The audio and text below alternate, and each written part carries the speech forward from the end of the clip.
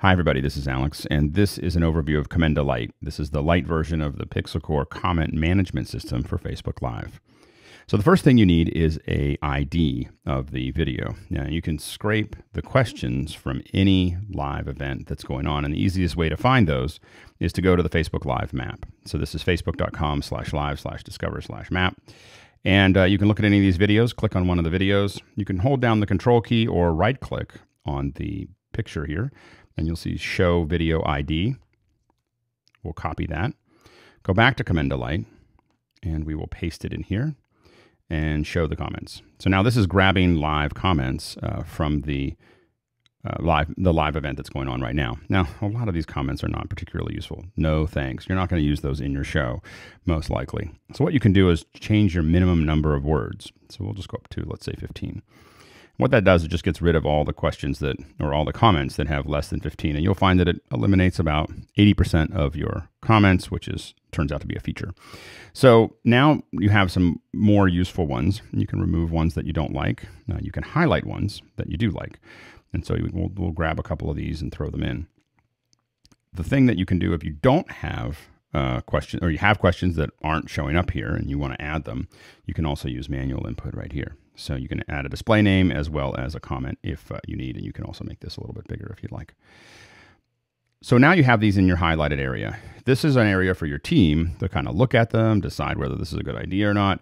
So, and you can move these around like this. So you can simply reorder these to start thinking about what questions should come up next. Now the host doesn't see anything yet.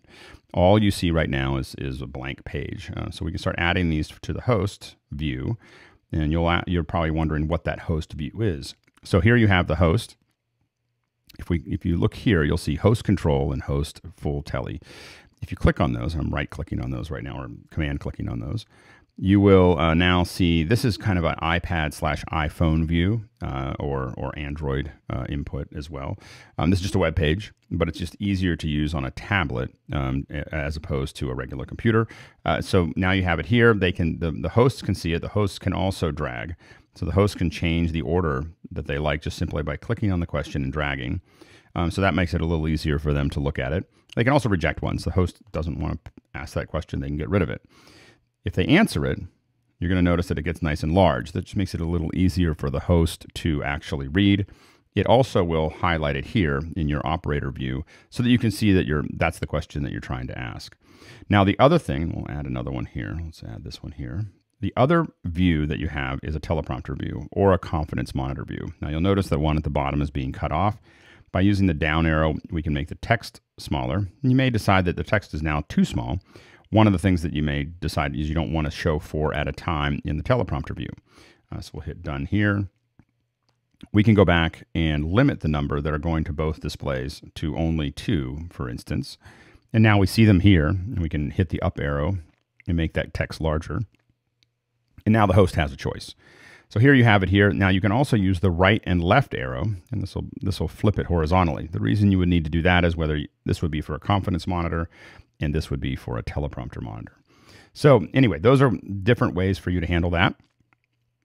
This is your host view in their tablet, whether it's an Android or a iPhone or iPad. And this is the monitor view. And this is the operator view that your team can use.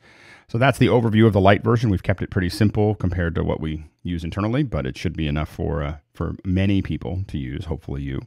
And you can, if you want to know more about the Pro version as it gets ready to be released, you can sign up here to get update emails. And if you have comments, questions, requests, tell us what you think right here. Hopefully you enjoy it, and we'll listen for your comments and questions and get back to you with more. Thanks.